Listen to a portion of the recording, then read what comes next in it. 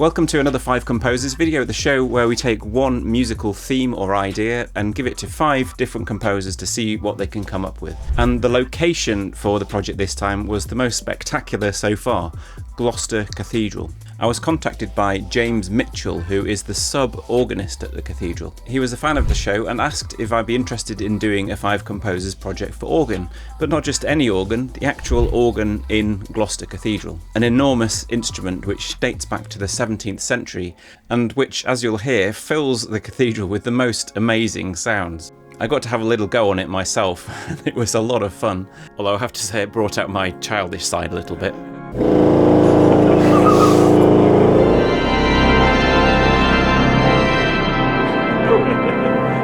I'm powerful!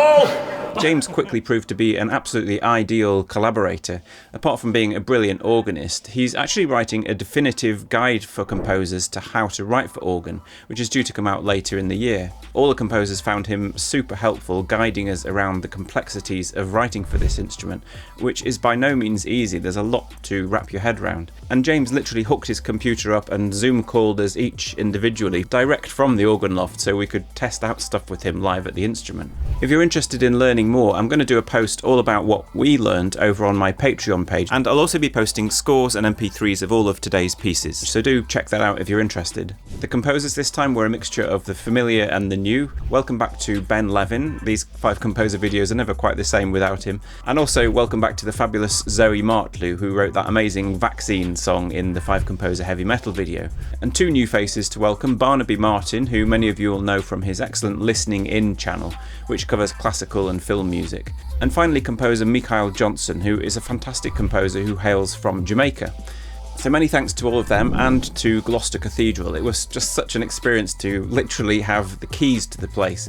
I really felt like if we wanted this video to go viral, I should start skateboarding down the aisles or something. James wasn't sure his bosses would like that. But there's a link below where you can support the Cathedral's amazing music programme and help keep James in a job.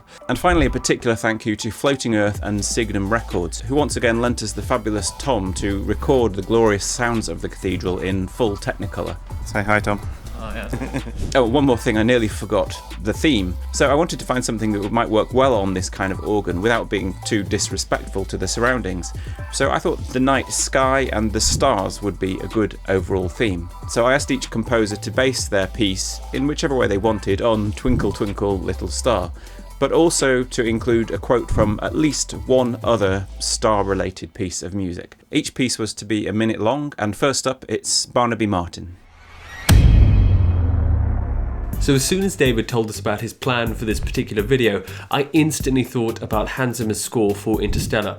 So I'd already done a transcription of it and decided to take the repeating E idea that's heard throughout the score and combine that with the chord sequence that's also used throughout, which is basically just F major 7, then E minor first inversion, then A minor. And then on top of that, I added the Twinkle Twinkle Little Star melody in a really simple way. And the idea for the piece was to start in a really quiet and restrained way, and then over a very short period of time grow the texture, grow the harmony, and grow the dynamics to the loudest possible sound for the organ. And so it's a really simple idea for the piece, taking the chord sequence and rhythmic identity of Interstellar and then basically just chucking Twinkle Twinkle Little Star on top.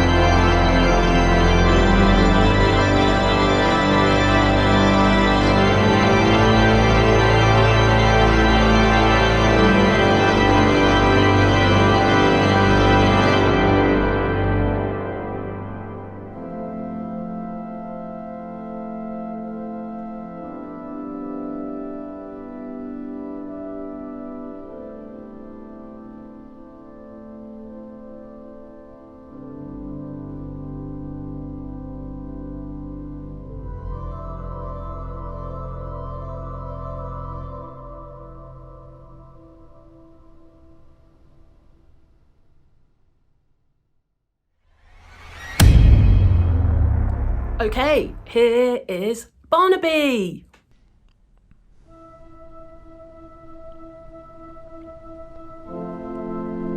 Oh, nice sounding room. Nice recording.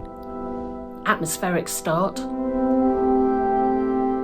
Straight away, like a warm hug. The reverb creates a sort of misty, foggy world. Clear delineation between the two manuals. I guess he's using swell and great right now. Oh, come on, twinkle, twinkle, little star, yes. It's interesting that Twinkle Twinkle can sound so emotionally evocative if you just change up the rhythm a bit. So perfect within the cathedral setting, just the sound glows. I feel like my ears are going like this. Yeah, we're just like opening up the frequency range. Oh, that crescendo is really great. Oh, wonderful expansion. But still with this semi-quaver figure in the background. That's so seamless, wow. The room really is the instrument. Yeah, that's really, really good. Oh, fantastic. Big sound. That's amazing. God, listen to that. Listen to that echo. That's a long reverb tail. Wow. Come back down. The contrast is what's so great about this one. It feels sort of like the mist is clearing out. Nice wintry sound. Oh, something a bit fluty there in the right hand. Oh, wow, that is a perfect ending. That is really, really cool. Straight away, as soon as I heard Barney's, I was aware of this space that we were in and how well it was sitting within it. The quiet moments just echo into the distance, and the full fortissimo climax is just so powerful. Wow, that is just absolutely amazing. That is one of the best performances of my music that I've ever had. Great job, Barnaby. And yeah, interstellar playing from James. The slow crescendi, the build-up, it really suits the organ well as I can gradually add stops and open the swell box. And the sudden change in dynamics towards the end also really suits the organ. This is just great organ writing and I really like it. What a trip this has been, learning to write for this magnificent instrument, the quivering, beating heart, the literal organ at the very centre of the amazing architectural and acoustic spaces of Gloucester Cathedral, and all in the hands of the phenomenal James. There's no excuse that this is the first time I've tried to write for organ, because my dad is an organist. I grew up with a 3-manual organ and full pedal board at home in the living room, and apparently 5 of my great uncles were organists. One of them had a 3-manual organ in his living room at home and actually bashed out part of the ceiling so that the 16-foot pipes poked up into the bedroom. I mean, God knows what the wife thought about it. So there's definitely a bit of organ DNA going on in there somewhere. So, Twinkle Twinkle, I've taken rhythmic elements, I've piled the pitches up vertically, which create a white note cluster, and the negative of that, a black note cluster. I've taken the intervals, put them upside down, back to front. There's a section in 5/8, the idea of a 5-pointed star. And listen out for quotes from Star Trek, Star Wars, When You Wish Upon a Star. And for you super nerds, there's a bit of Stockhausen in there, who did, after all, claim that all his music is from the planet Sirius. Title, well, organists are always playing preludes, right? So I thought, let's go for a different kind of lude. Starlude!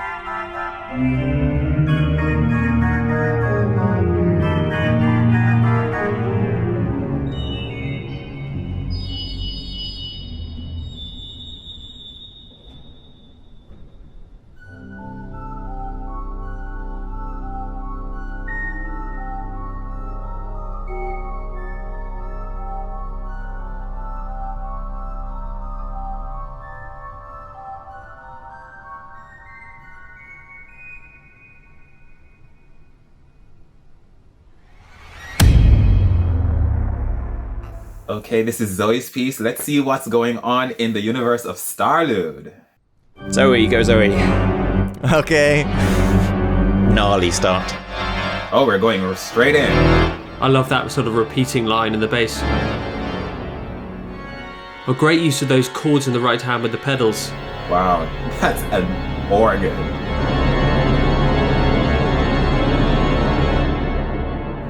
Oh, such a great start. And it's schizophrenic almost, the way the colour changes. The truck is backing up. Okay, twinkle, twinkle.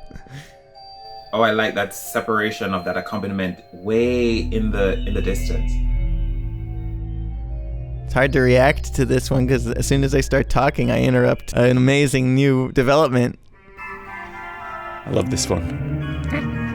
It's not just having a conversation. It's like the stars are just talking to each other.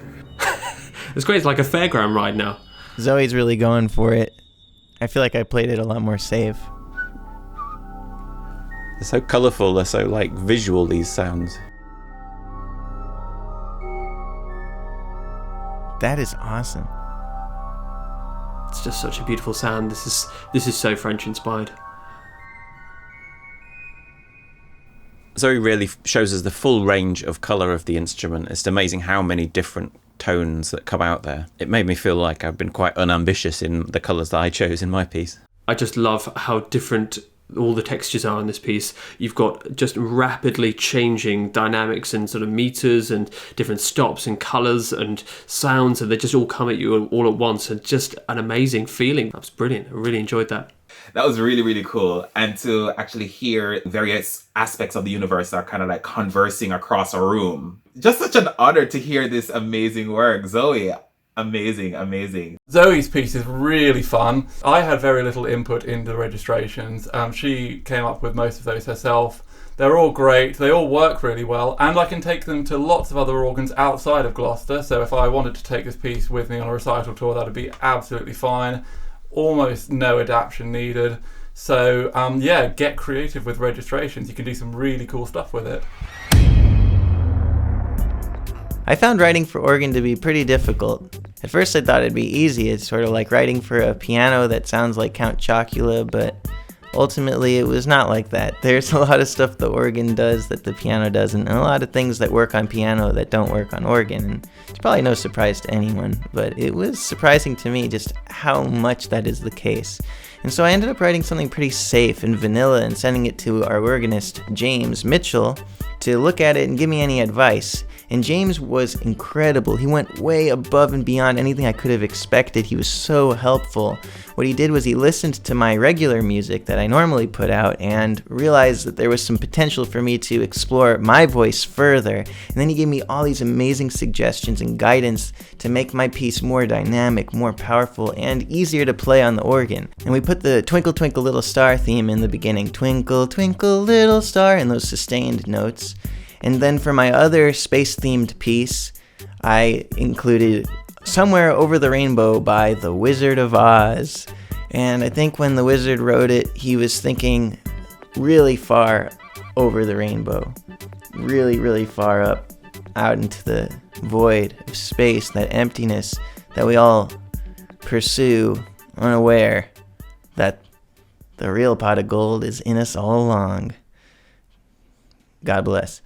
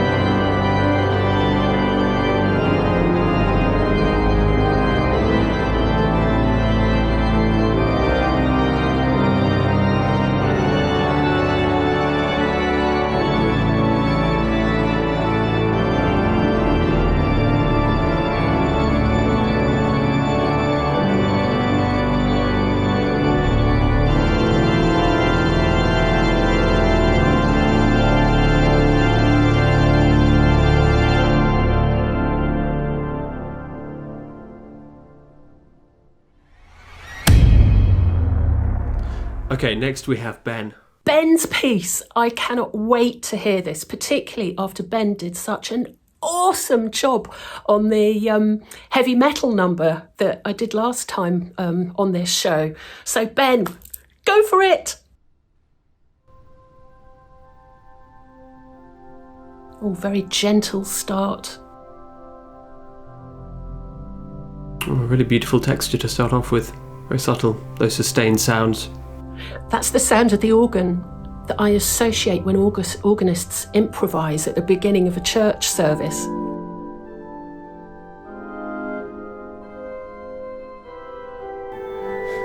And the surprise tune out of nowhere. Nice, obvious rendition of Somewhere Over the Rainbow there. The harmonic content is really, really, really fabulous.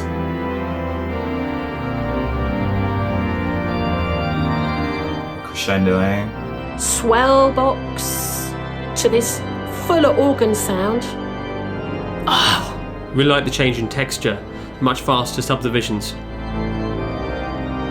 Sort of constantly changing key center and pitch center. Grand sound, love it. This organ is massive. Oh, that sparkling figuration at the top. Oh, and out of nowhere, this crazy chord. Oh, I like that texture change. Oh wow, that's it? Come on, Ben, I needed more. Every time Ben manages to surprise us with what he does, and I think this is no exception. It's great what Ben has done with this piece. As he says, he's really found his own voice. So those are clearly Ben's harmonies, Ben's language, but through the language of the organ, and he's obviously done his homework with James. It's a really toccata-like piece, particularly at the end, and that really suits the organ well. Like the interplay between which notes are held, which notes sort of are semiquavers, and the various pedal lines, the interaction between the hands and the feet. That's all really organistic and really suits what this instrument can do really well. Alright, so number one, I'm a huge fan of the organ. Number two, I've always wanted to write a piece that involved various aspects of the universe, one of which is astronomy. And number three, being invited by the legendary David Bruce to be a part of a project which so happens to involve points 1 and 2. So as you could tell already, this was the perfect storm to dip my toes in.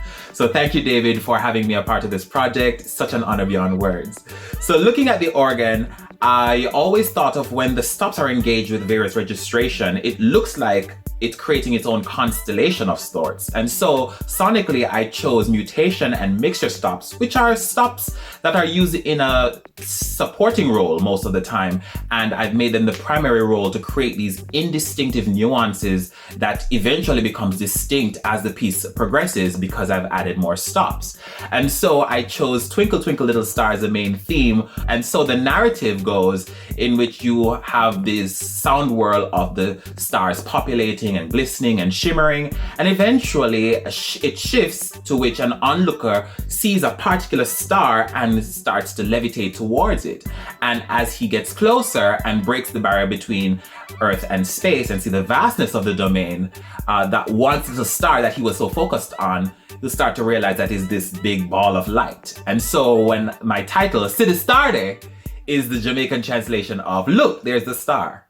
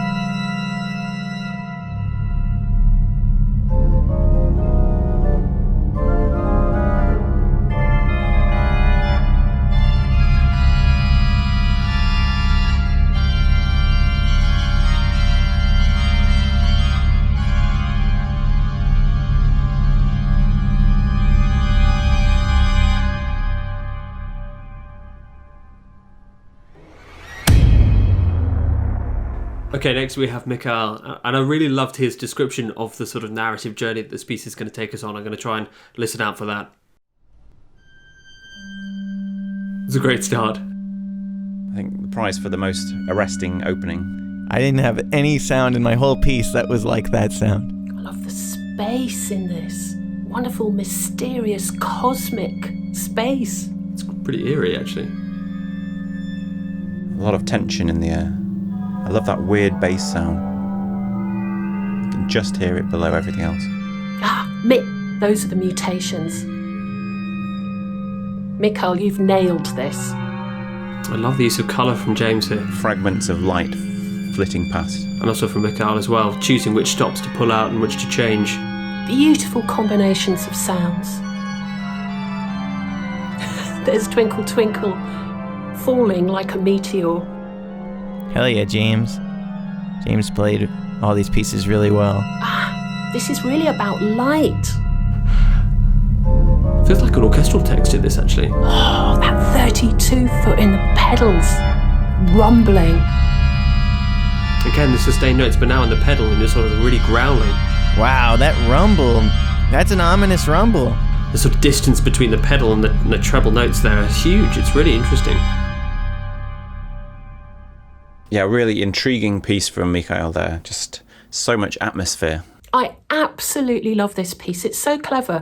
What Mikhail's done is, just in the space of this 1 minute, he somehow implied a vast cosmos. Fascinating piece, a really interesting approach to it, and a completely different to any others, to Zoe's or to mine. I mean, just in a different world, but it's amazing that we've got this variety. The distance between the low rumble and the melodic elements was really, I think, the essential ingredient there.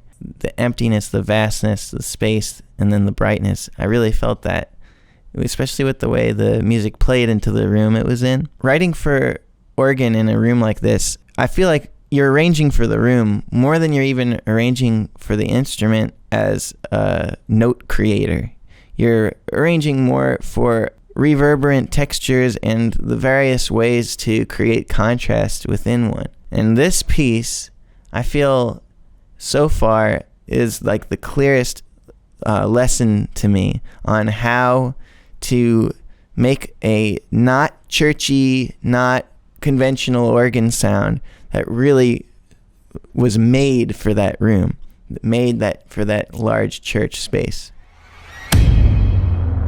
So there's a short story by a writer called Amy Bender that inspired a piece I wrote a while back called The Eye of Night. In the story, there's a woman who has the belt of Orion's constellation in her eyes. So if you look deeply into her eyes, you basically see the night sky. She left behind her a string of disappointed lovers, and for each of them, when they looked up to the night sky, they saw their ex-lover's eye staring down at them. And as the story said, try getting over that.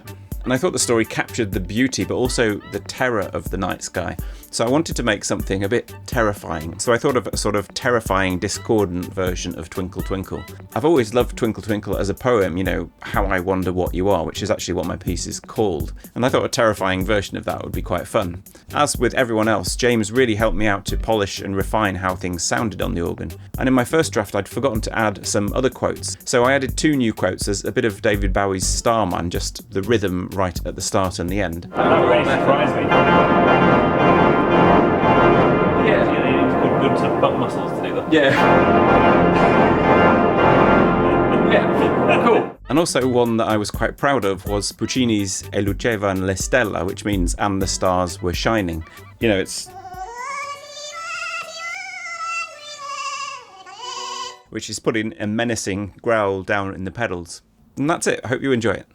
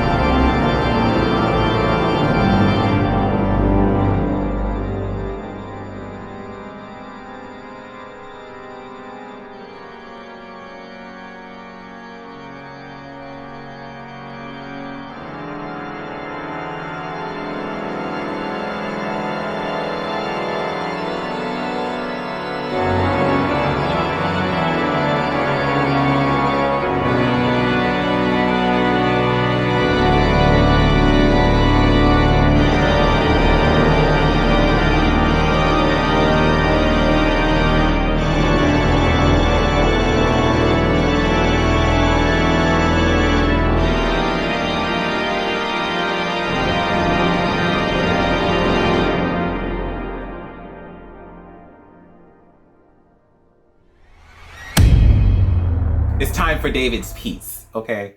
The man, the myth, the legend. Let's get into it. Yeah. Here comes my Lord and Savior. I go to the Church of David Bruce every day.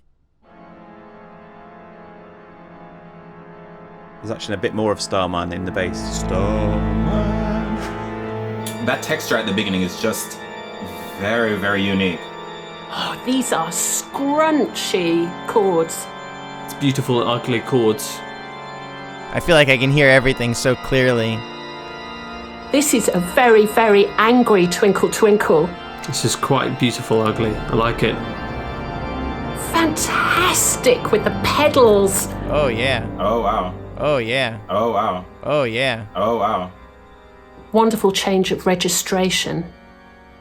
Sinister. I really like the change in texture here. There's sort of sudden drop in dynamics. Feels like the same thing, but it's just been closed off. That was quite terrifying. There's Puccini. Oh, that's great. Oof. That's a nice chord. Full, dark, terrifying. Wow.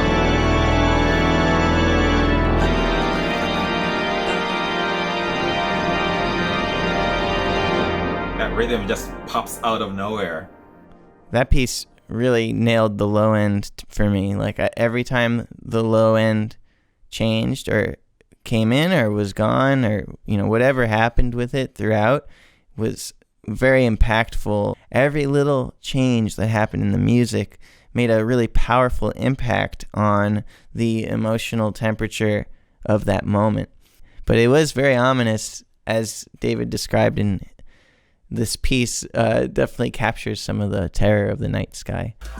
It's such an amazing honor to listen to these amazing pieces. Like, everybody just had such unique takes. I can't actually believe how varied they were in terms of the style and the approach, but James's playing throughout was astonishing. Amazing James, how sweet the sound. Let's put it that way. I'd like to join in the general chorus of huge appreciation and thanks to the wonderful James Mitchell. I actually feel that I might want to write a bit more for the instrument. So that was just such a fascinating encounter for all of us. I think we all loved working with James, who was, like, as I say, the ideal collaborator. And it's such a treat to get to write for this kind of amazing instrument. Don't forget to have a look at my Patreon if you want to support the channel and learn a bit more about how this all went down. Thank you so much for watching, and I'll see you next time. Right.